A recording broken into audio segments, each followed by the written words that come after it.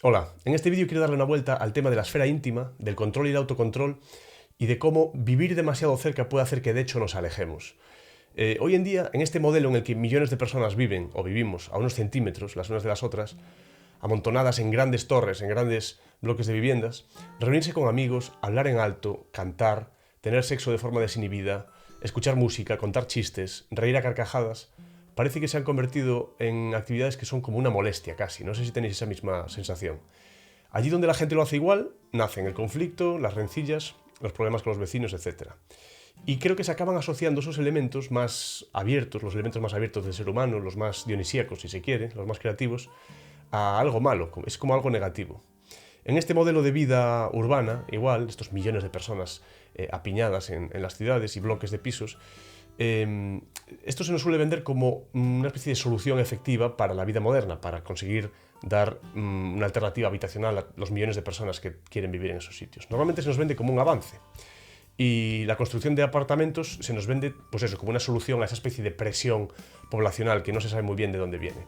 Pero yo creo que hay que hacerse la pregunta opuesta. ¿Por qué tanta gente tiende a querer ir a esas megaciudades? ¿Es por las comodidades? ¿Es por los servicios? Yo creo que cualquier pueblo, casi cualquier pueblo, tiene hoy en día alcantarillado, luz, agua potable, internet, o bien por cable, o bien incluso esto de Starlink, que ahora rápidamente puedes conseguirlo, me imagino. ¿Serán los salarios? ¿Será esa escasez artificial de la que hablamos tanto aquí? ¿Será ese FOMO, ¿no? Ese fear of missing out, ese miedo a perderse lo que ocurre en esos grandes sitios? ¿Por qué esas cosas tienen que ocurrir precisamente en esos sitios y no en otros? En fin, ese no es el tema de este vídeo, pero creo que hay que hacerse esa pregunta antes. La experiencia de vivir unos encima de otros, yo creo que tiene una serie de efectos devastadores sobre nuestra psique, sobre nuestra percepción del entorno y seguramente sobre nuestra salud mental también. Creo que hay que hablar de eso. Los problemas derivados de esta proximidad extrema, que podemos llamarlo así, pues el ruido, la falta de privacidad y esa especie de constante vigilancia mutua, creo que convierten a las grandes ciudades de hoy en día en un entorno poco propicio, tanto para la autonomía personal como para la calidad de vida en lo tocante a relaciones interpersonales, etc. Ya sabéis que yo nunca abogo por un atomismo social o un individualismo. Al revés, yo creo que las visiones colectivistas actuales lo que hacen es primero dividir a la masa social en individuos, en átomos, para luego agruparlas en los grupos que ellos necesiten, grupos de voto, grupos estadísticos, para manejarlas mejor a su antojo. Y de esa manera para ello necesitan diluir las pequeñas comunidades que se forman de una manera más orgánica, primero. Bien, las megaciudades no solo concentran a la población, sino que también concentran actividades que son incompatibles entre sí. O sea, el vecino que trabaja por la noche, el que trabaja durante el día, el que organiza reuniones, el que simplemente quiere escuchar música durante el día, todos ellos se ven limitados, ya que cualquier acción puede repercutir de manera directa en los demás, de manera inmediata. Esa falta de libertad en las actividades tan básicas como las que estamos mencionando, creo que puede resultar sofocante y genera conflictos constantes entre los vecinos. Es algo muy, muy común. Desde mi punto de vista, el problema de ese tipo de conflictos es que deriva de una especie de exceso de uniformización, si lo podemos llamar así, y también en otra cosa. Ante la presencia de determinados conflictos cuya solución puede parecer ambigua, como estas que estamos comentando, cosas de ruido, por ejemplo, la emergencia de un órgano regulador supuestamente neutral, casi parental, se antoja necesaria para mucha gente. Ese órgano central, neutral, es casi como ese padre, ¿no? Que dice, a ver, niños, no os peleéis, os voy a decir yo quién tiene la razón. Es esa especie de árbitro supuestamente neutral. Claro, un padre, bueno, habría que verlo, pero en muchos casos, si todo marcha bien, se supone que sí quiere velar por tu bien. Quizás no podamos decir lo mismo de las instituciones cuyo origen es violento y en cuyo origen está la coerción. Bueno, el caso es que es muy parecido a esa visión paternal, ¿no? El ruido durante el día, por ejemplo, me molesta. Bien, viene la policía, hay X decibelios, lo miden con la maquinita y según la normativa es una multa. Vale. Pero ¿y si se duplican esos decibelios por las obras que están haciendo en la calle, por ejemplo? También multan a los que están haciendo esas obras públicas. Y si esas obras son, además, obras en las que los obreros están literalmente rompiendo aceras que estaban en perfecto estado para volver a hacerlas, tal y como vimos cuando fue el famoso Plan E, aquí en España, que lo recordaréis, en el que se inyectaron entre 15.000 y 50.000 millones de euros de dinero público cargado, ya sabéis, cargado a la impresión de dinero y a la deuda. La deuda se paga con la impresión de dinero, lo cual deriva en inflación, que es un impuesto también. Bueno, ya lo hemos mencionado muchas veces. Se inyectó todo ese dinero, digo, en supuestamente dar trabajo y estimular a la economía. Tiempo después, incluso, esto lo sabéis también, el Tribunal de Cuentas del propio Estado reconoció que había sido una basura todo el proceso y que no había servido para nada. Para nada, bueno, contratos cortos para obreros, romper aceras que estaban en perfecto estado y volver a hacerlas, y mucho de ese dinero acabando en bolsillos de los dueños de las empresas y de las empresas públicas, a las que se le concedieron todas esas subcontratas. Lo de siempre, vamos. Y además es que eso no me lo tienen que contar. Recuerdo yo verlo por la ventana de la casa de mi abuela. Rompieron una acera que estaba perfecta y la volvieron a hacer, y allí había 30 tíos trabajando. Seguramente la empresa esa cobraba más dinero cuanta más gente estaba allí contratada. Pero bueno, en fin. Decía que si el ruido lo producen unas obras innecesarias y corruptas como las que acabo de describir, ¿alguien multa al gobierno que ejecuta eso? No, lógicamente. Como mucho se harán unas normativas urbanas, una serie de pequeñas leyes, normativas totalmente uniformes para que las ovejitas estén calladitas y no se peleen entre ellas y puedan convivir ahí tan apiñadas como están. Sabemos que ese apiñamiento es el origen de muchas cosas, por ejemplo, de contagios en las macrogranjas y todo eso. En nosotros ocurren cosas parecidas a veces, pero bueno. Yo creo que esa exposición al ruido es uno de los efectos colaterales más insidiosos de esta convivencia ultra cercana, forzada que tenemos. Yo no creo que conozca a nadie a quien no le moleste. La contaminación acústica no solo afecta al descanso, al parecer afecta también a la capacidad de concentración, a la salud mental, etc. Como podéis imaginar, cuando hacemos las críticas que hacemos en este canal a las megaciudades, la lista de problemas que se podría hacer sería larguísima. Normalmente, las soluciones que propone la gente, y esto es el problema, van en la línea de plantar 4 arbolitos aquí, proteger a los gatos urbanos y darles comidita, reducir en un 15% el tráfico urbano. Pero, como dicen en Reino Unido, que me encanta, you cannot polish a turd, que es como, es decir, no puedes sacarle brillo a un zurullo, es un dicho que tienen allí. No puedes sacarle brillo a un zurullo, es un zurullo y ya está. Es decir, el problema va más allá de ello. Es una cosa estructural, no es algo que tengas que tratar de arreglar. No se trata de llevarle más nutrientes al tumor, sino menos, si acaso, o quitarle todos los nutrientes para que deje de crecer y desaparezca. Todo el mundo habla de los tacones que resuenan en el piso de arriba, que le molestan las cenas familiares a altas horas de la madrugada, la música de los pisos adyacentes, etc. Y yo creo que estamos demasiado sometidos a las decisiones y rutinas de estas personas que nos rodean, y que es un aspecto que compromete la intimidad y el descanso, que es mucho más importante de lo que solemos pensar. Y, insisto, se suele vender esto como una de las derivadas del proceso civilizatorio, donde todos nos controlamos a todos vigilamos a todos, pero en este caso no es así, lo siento, en este caso no es así. En este caso, ante la falta de acuerdo, porque no tenemos las mismas rutinas, y menos mal que no tenemos las mismas rutinas, menos mal que no somos iguales, aunque a muchos les gustaría todo uniformadito, todo a la vez, así, todos en el autobús, a las 8 de la mañana, a trabajar una serie de horas concretas, trabajar para el patrón, pagar tus impuestos, y al salir del trabajo, rápidamente a casa, a ver el canal de televisión oficial del gobierno, televisión española o la que sea de turno. Ojalá, a ellos les encantaría tener una cadena nada más. Escuchar a los amados líderes y nada, a pagar, a trabajar y a callarnos y a cama para poder ir a trabajar al día siguiente. En fin, que no tenemos las mismas rutinas, afortunadamente, ni escuchamos la misma música ni nada, pero ya digo, no es el control de unos a otros en este caso, sino que, como comenté, creo que en estos casos tendría que actuar lo que se conoce como superego, tendría que ser esa instancia psicológica que ya hemos mencionado aquí, la que regulase esas normas de conducta y que nos ayudase a convivir. Pero en este caso es sustituido por una instancia de coerción o de amenaza de represalias, que es el poder político. Siempre comento que la cantidad de represión interna y de represión externa suelen ser inversamente proporcionales en las sociedades estudiadas. La cantidad de represión interna, es decir, la represión, digamos, moral de superego, y la represión externa, la represión coercitiva que viene dado por las supuestas autoridades soberanas, lo que sea, que no se sabe muy bien por qué son soberanas y nos hablan de contratos sociales que no existen ni nunca existieron, que son un mito. Nadie firmó ningún contrato. Bueno, yo no recuerdo haber firmado ningún contrato, ninguno de mis padres recuerda haber firmado ningún contrato tampoco de ese estilo, pero bueno, supuestamente lo firmamos.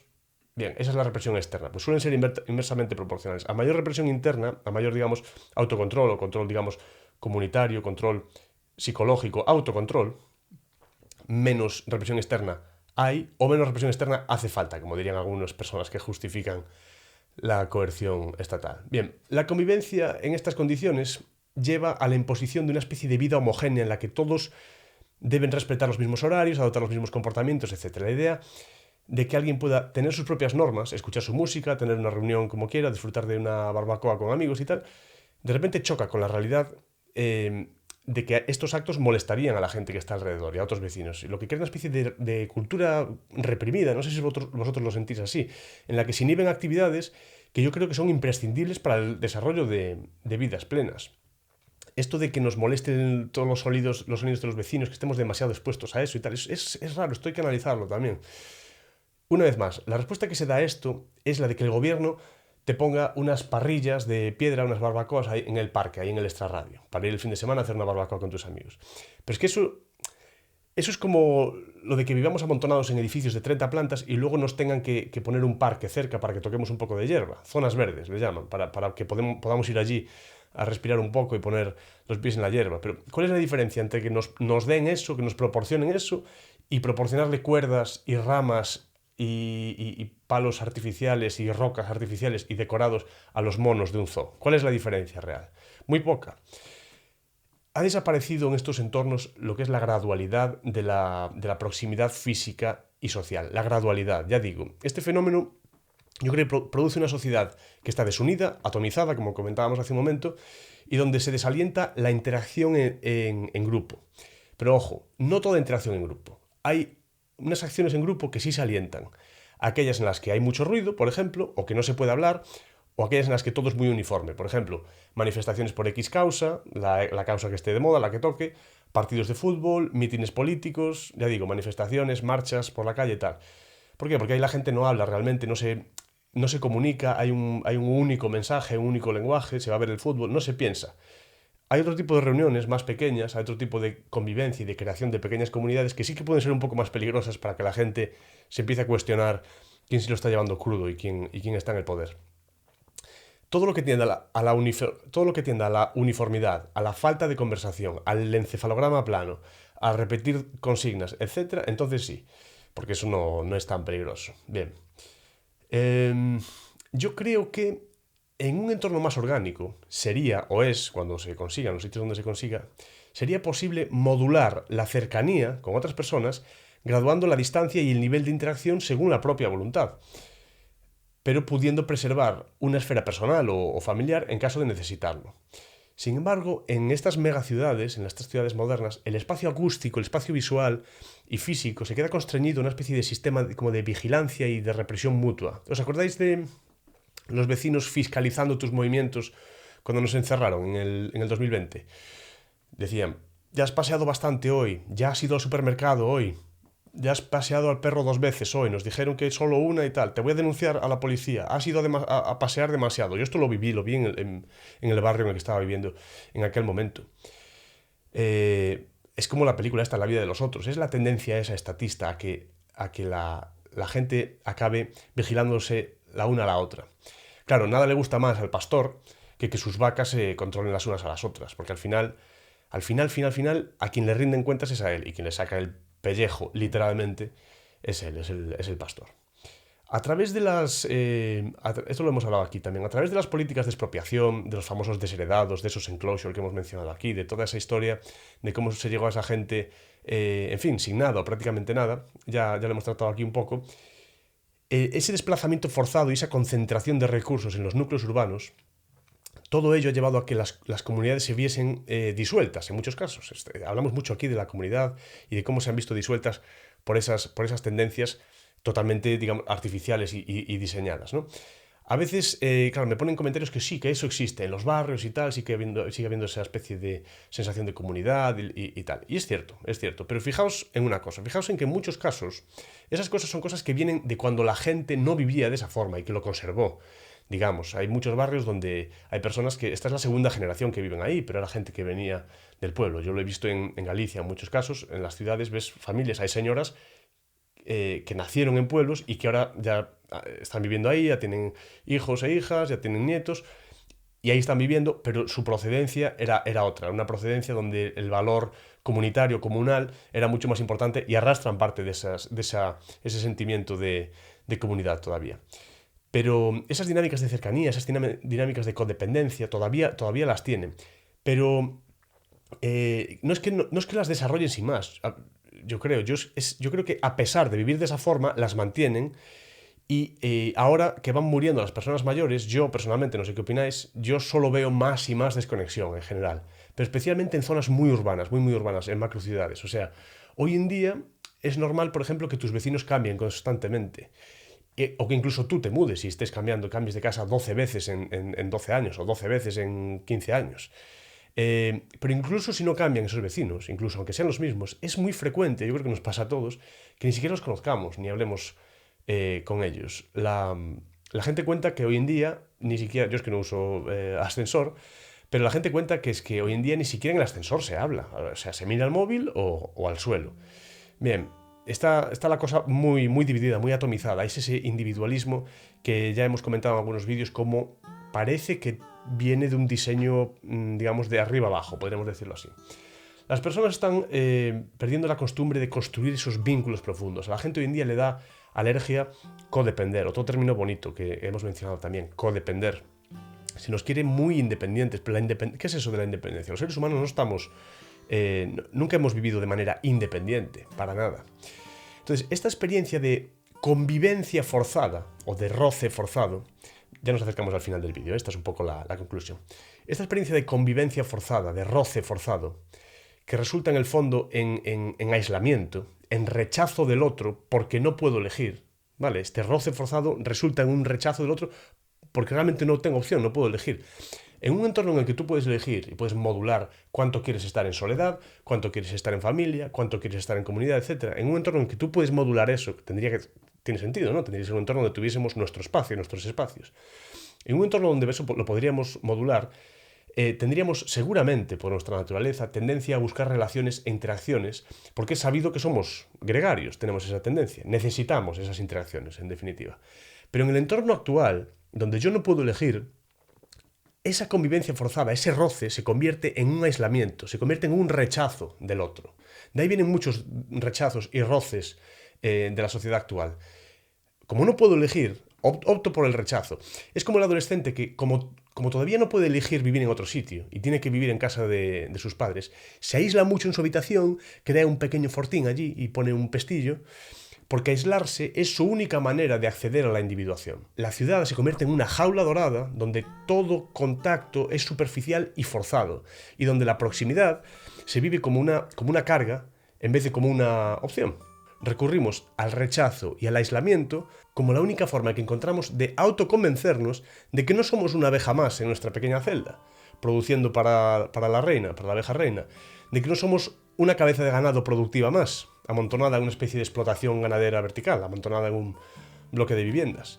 Recurrimos al rechazo y el aislamiento como un sucedáneo, malo, erróneo, de individuación, para convencernos de que no somos esas abejas, para convencernos de que no somos esas cabezas de ganado amontonadas en bloques de viviendas. Pero quizás sí lo seamos. Gracias. Os leo comentarios. Me interesa vuestra opinión. Hasta pronto.